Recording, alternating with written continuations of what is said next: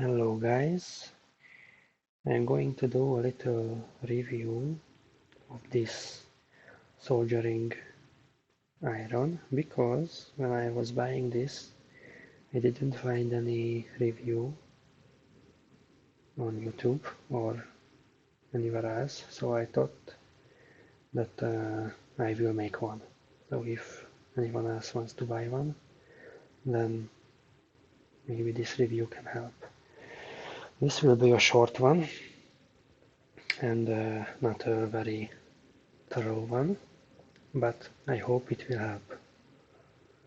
So basically the name of this soldering iron is PTS200, which is a replica or copy of the TS101 or the Pine64 pine seal. And interestingly enough, even the box indicating that this one is a Pine64 pine seal, but actually it's not. And on the back of the box we can see that the name is Intelligent T13 Portable Soldering Pen. But if you want to buy one, then you won't find it by this name because it's PTS200. And as you can see here, it's a SMAR mini portable soldering iron, so it's not smart, it's just MAR. Anyway, I have been using this iron for a few weeks now, so this is not a brand new device anymore, but at least I can give a review after I used it and not just an unboxing one. Anyway, let's open this so you will see how it will arrive. The good thing about this device is that you can use it with the T12 and the TS type of irons, so it's compatible with both. Anyway, what you can find in the box by default is the soldering iron itself, the soldering iron tip that you selected, and two converter, basically two sockets and two rubber thingy that you can use if, for example, you find it slippery to hold it in your hands. But for me it's not necessary, so I won't use these. Anyway, let's get this out. Let's see how it looks like. As you can see, this is working with Type-C USB from 12 to 20 volt basically, but I'm sure you could just use an adapter to convert it from USB-C to DC and then you can use it. Anyway, this is working from 18 to 100 watt, which is quite good, but to reach 100 watt you would need specialized irons, soldering iron heads. So the regular ones that you would use, something like these are not good for 100 watt operations. Okay, but anyway, the point is that you can use this from Type-C USBs, which can do PD protocol. You can use them, and that is why I will use this one with my power bank that I built. So you can also see the volt and the ampere, how much power it needs when operating. Usually it's around 45-50 that this device requires, and that's all it needs. After reaching the temperature, it will just need even even less power, so it's very good. Anyway, what I want to say about this is I'm very satisfied with it, so let's start with that. I have been using this for a few weeks now, and I don't really have any bad words about it. I have been very satisfied with this product, and also, just to mention it, I bought this. I didn't receive it for free. It's not a paid video or anything like that. This is my honest review about this product. Anyway, previously I've been using other soldering irons, and neither of them were capable of doing what I wanted. So, for example, I couldn't even tin a wire with them. Of course, I didn't have very powerful devices, but still. What previously had was something like this. I'm sure you're very familiar with this type of soldering iron, which can also do 80 watt, at least by name. And yet, this one, which is even tinier, is much more powerful, and I'm very happy for it. So easy to do any job with this. And the weight is just amazing. I mean, it literally feels like you're holding a pen and nothing else. It's super light. You feel like there is almost nothing in your hand. So I'm very happy with it. Anyway, what you get by default is two converters for two sockets, two different sockets, because you can use it with the TS and with the T12 iron tips, and they are giving you two adapters. By default, they will send the device with the TS type of iron tip,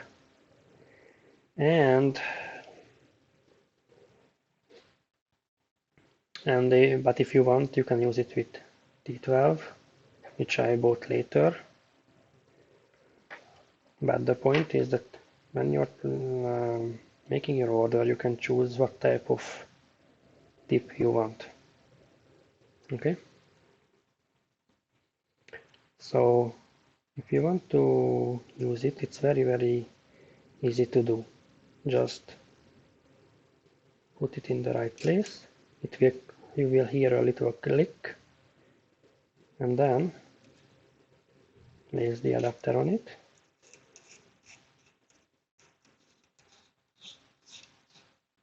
And before tightening it, you can just adjust how you want it to be. There. It's very easy to do. And then basically you're ready to use. I will show the other type too, the T12. That is also very easy to place it in. So this is the longer one. You have to do it like this.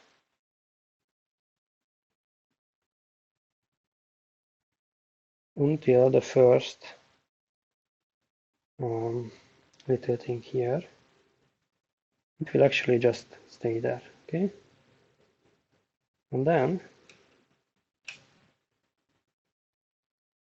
we just start moving it, tightening it, and it's already in place and ready to use. What I also like about this is the converter itself, or connector, is a longer one.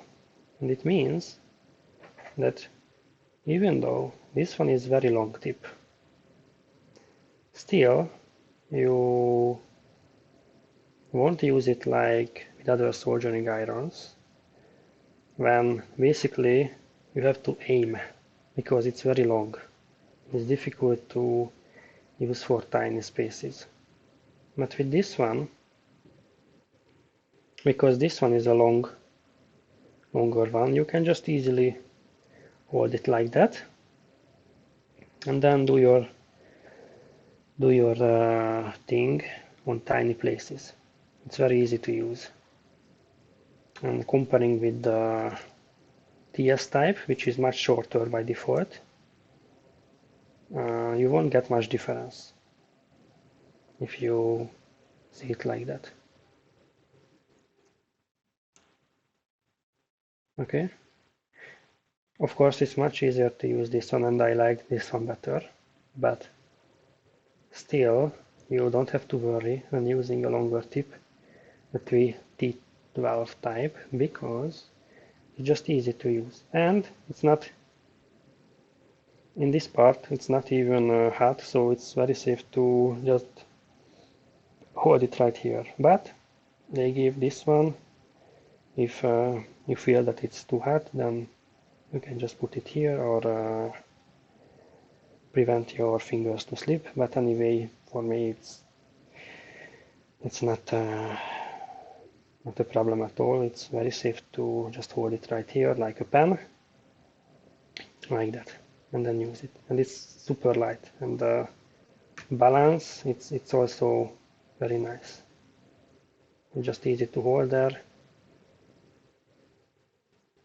The weight is amazing, and because of that, it's very convenient to use it for soldering. Anyway, let's try to start this in. By the way, when you are using it, it's very easy to replace the heads even while you're using it.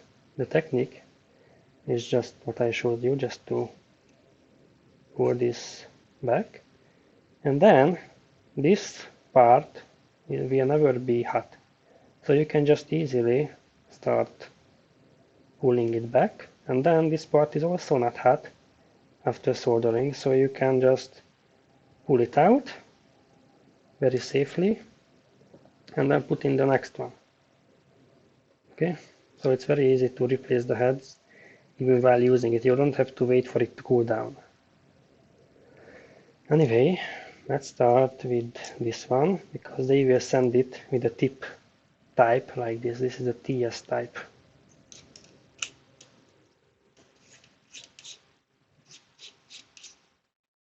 Okay, and before tightening it, I will just place it like this. Okay.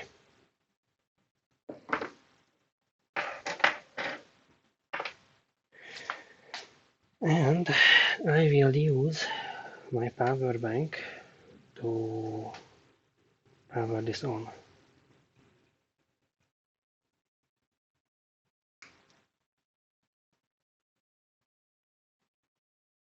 Okay, so here you can also see that it's 20 volt, and here it's also indicating to you the voltage.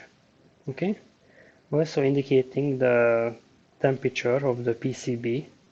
So this is not the tip itself. What is important to know is by default, for me at least, it arrived with Chinese interface. So you just have to change the language, which is relatively easy to do. There are 3 buttons. The middle one is the option. You just have to hold it. And then it will arrive in Chinese. What you have to do is just to go down, and even if it's Chinese, the languages will be languages. So it will be English. And there you can select the English one. It's very easy. Even when the interface is Chinese, it will still say in English that languages. Okay, let's see a few options here. First one is the tip settings, where you can calibrate your own tip or rename it, or add the new one, delete one.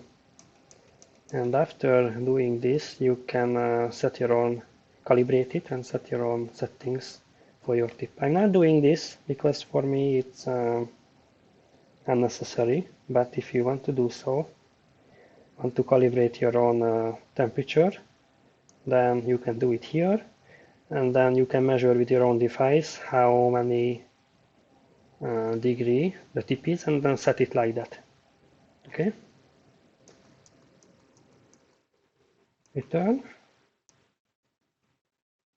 temperature settings, the default temperature. You can set the temperature by default for how high temperature you want to work with. For me, this is usually more than enough. Sleep temperature, you can select how low it will go after sleeping. Boost temperature, if you're using your soldering iron and you feel like that you need more temperature, then while working you just have to press the middle button, and that's the boost temperature. It means that it will add plus 40 degree. So this one is also adjustable, and you can adjust it how much you want it to give. It will hold the plus temperature for about 1 minute, but that's also adjustable. Okay, let's go back. Timer settings, sleep timer. It means when you put down your soldering iron, then it will start counting inside. And then after 20 seconds it will lower the temperature to the desired value that we just set. For me 20 is more than enough. I will set it to 10, because if I just put down it will go to sleep, it's okay, because when you want to use it you just touch it and it will very quickly reach the temperature you want. Okay, shutdown timer. Right now it's 5 minutes. I will also adjust this one. If I won't touch this for 3 minutes, then for me it can go to sleep. Of course I will watch for this one. I mean, I won't leave it here for hours, but still it's nice to have a shutdown timer. Okay, boost timer. This means that it will try to keep the temperature for 60 seconds after you push the boost button. For example, if you use it for 350 degree Celsius and then you push the boost button, then it will add the temperature that we just selected. For example, I selected 40, so it will be 390 degree for 1 minute, and then it will cool back to 350. This is also very useful. But usually I only need it for like 30 seconds maximum. Wake threshold. I guess this one is the indication how much movement it requires to wake up. The default setting is okay for me, but if you want it to be less sensitive or more, then you can adjust it. But by default, just a little movement, even if you just knock the table, it will most likely wake this up. Actually, yes, you can lower it, or 50 is the highest.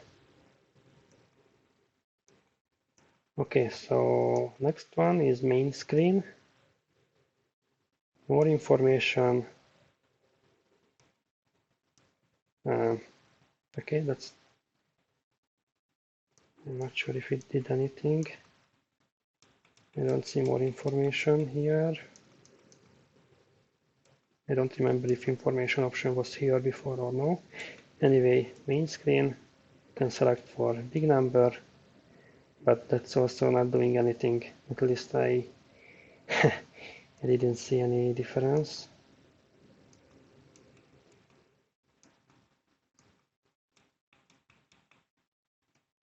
Yes, no difference. Information, here you can see the temperature, voltage, and the version of the firmware. What you need to know is that you can upgrade the firmware, the software of this soldering iron, and you just have to connect to a computer, and I'm not sure, but maybe before connecting to a computer you have to hold down maybe the middle button, I'm not sure, and then your computer will recognize, and then you can use the software to upgrade the firmware.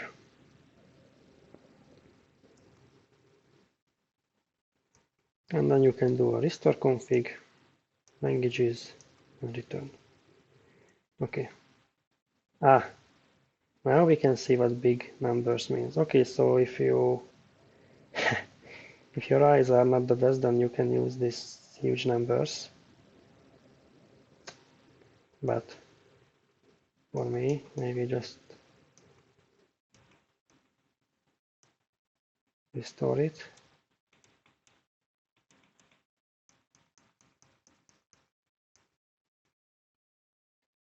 Interesting.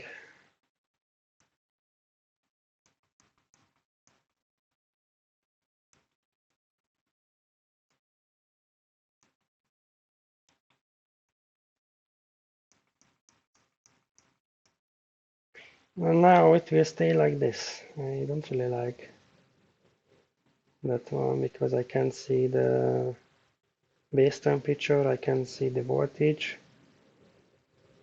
and I just want to see it. How can I restore it without resetting everything? Okay, big number. If I go left, nothing happens. This is just up or down. I know what it means. Okay, more info if you want to set it back to default. So more info is basically what we'll see here. Yes. Okay, now we know. Okay, let's try it. So by default, this one is off. As you can see here, it's 20 volt, but zero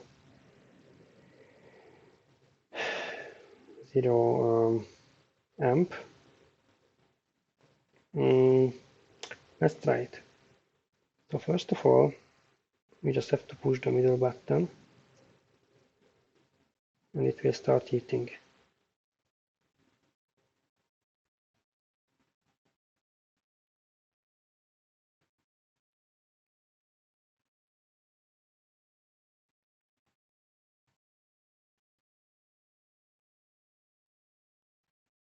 It will reach it relatively quickly.